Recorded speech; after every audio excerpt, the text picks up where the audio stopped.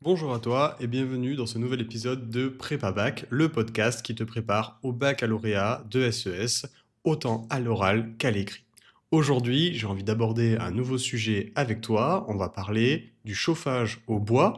C'est entre tradition, économie locale et les enjeux environnementaux qui tournent autour de ce sujet.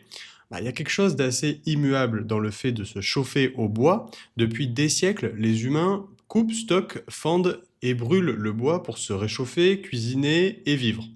Et alors qu'on pourrait croire que cette pratique appartient au passé aujourd'hui, elle connaît en réalité un regain d'intérêt, notamment dans la ruralité, et notamment en France. Dans un contexte d'inflation énergétique, de transition écologique et de recherche d'autonomie énergétique. Le bois, en tant que source d'énergie, interroge à la fois notre rapport à la nature, notre organisation sociale, nos choix économiques et nos engagements écologiques. Comprendre ces enjeux, c'est donc relier les traditions locales, notamment rurales, les modes de vie contemporains et les grandes problématiques environnementales. En France, le bois est la première énergie renouvelable consommée. Il est utilisé par près de 7 millions de foyers en France, souvent en complément d'un autre mode de chauffage, mais parfois aussi comme source de chauffage principale. Ce sont les poêles à bois, les inserts, les chaudières à bois, alimentées avec des bûches ou des granulés, et dans certains cas, avec du bois déchiqueté pour des installations collectives.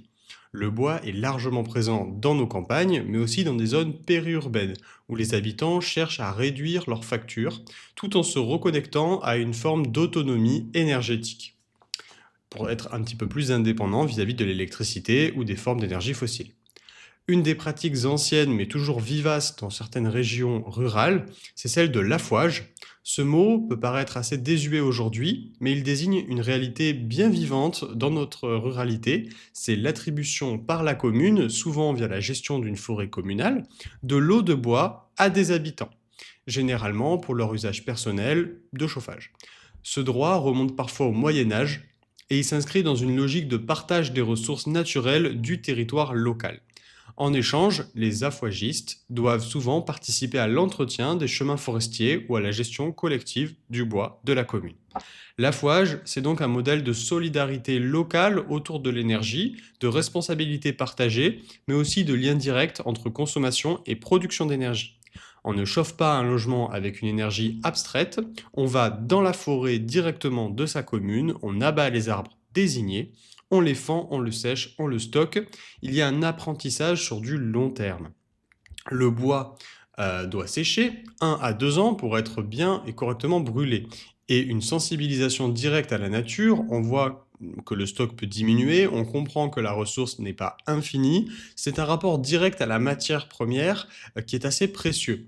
Dans un monde où l'énergie est de plus en plus dématérialisée et souvent perçue comme magique, automatique et illimitée, comme l'électricité par exemple. Mais tous les consommateurs de bois ne pratiquent pas l'affouage. Beaucoup achètent leur bois auprès des professionnels, les bûcherons, les exploitants forestiers, des entreprises de transformation du bois. Et c'est là qu'intervient toute une économie aussi locale, souvent peu visible mais essentielle. Le bois, contrairement à d'autres types d'énergie, se transporte peu sur de longues distances. Son poids, son volume, ses contraintes de stockage font que sa filière reste très locale et territorialisée. Ce qui veut dire que chaque euro dépensé dans le bois revient souvent à un circuit économique très très proche. Artisans, agriculteurs, transporteurs locaux. Ainsi, le chauffage au bois est non seulement une réponse énergétique, mais aussi un outil de développement local, d'aménagement du territoire et de maintien de l'activité en milieu rural. Il participe à une autre forme de résilience économique, à rebours des grandes chaînes d'approvisionnement mondialisées. Il offre aussi une relative stabilité de prix. Quand les cours du gaz ou de l'électricité s'envolent sur les marchés, le prix du bois, lui, reste plus stable, car il est moins dépendant des marchés internationaux. Mais ce modèle a aussi certaines limites. Tout d'abord, il suppose un accès à la ressource, c'est-à-dire à la forêt. Toutes les régions ne sont pas égales. Certaines, très boisées, permettent une consommation abondante, d'autres moins. Ensuite, il faut un savoir-faire, du matériel, de l'espace pour stocker.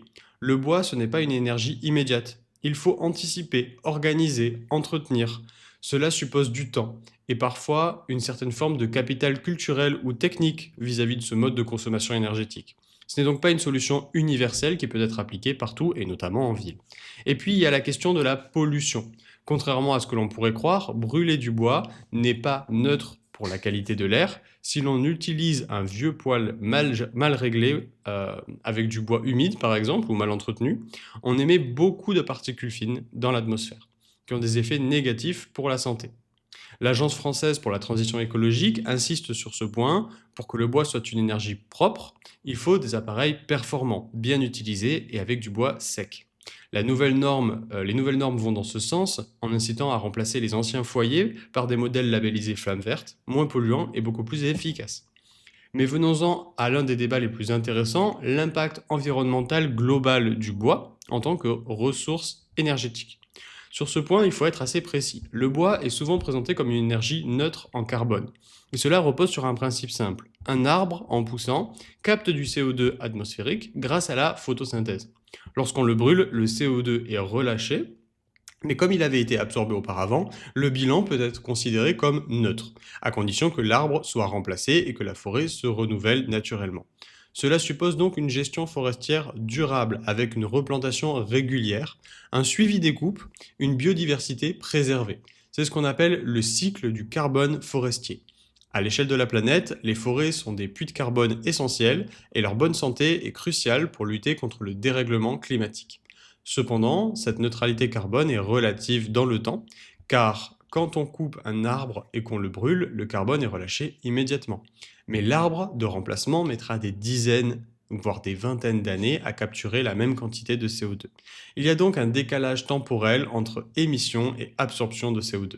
Dans une logique de lutte urgente contre le réchauffement climatique, cela peut poser problème.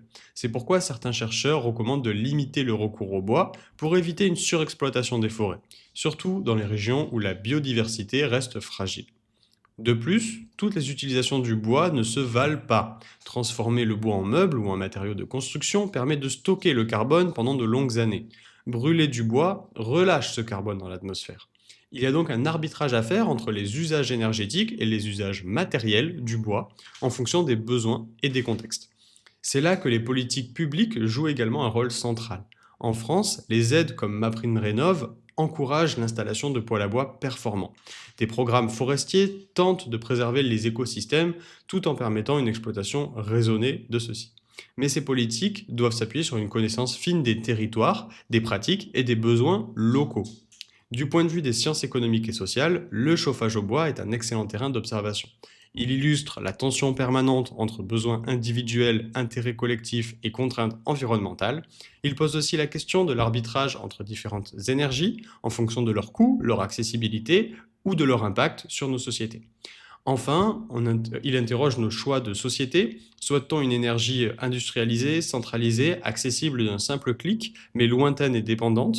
Ou préfère-t-on une énergie plus rustique, plus exigeante, mais ancrée dans le territoire, porteuse de sens, de lien social et de savoir-faire? Ces choix ne sont pas neutres. Ils dessinent nos modèles de consommation dans notre quotidien, notre rapport au progrès et notre manière de penser la transition écologique. Le bois, par son ancrage historique, par sa place dans notre imaginaire collectif et par ses usages pratiques et ses implications écologiques, continue de faire débat. Et c'est justement pour cela qu'il mérite d'être compris, interrogé et discuté. J'espère que cet épisode de Prépa Bac t'aura permis d'en savoir plus sur le bois et les énergies renouvelables en général. Merci d'avoir suivi cet épisode et à bientôt.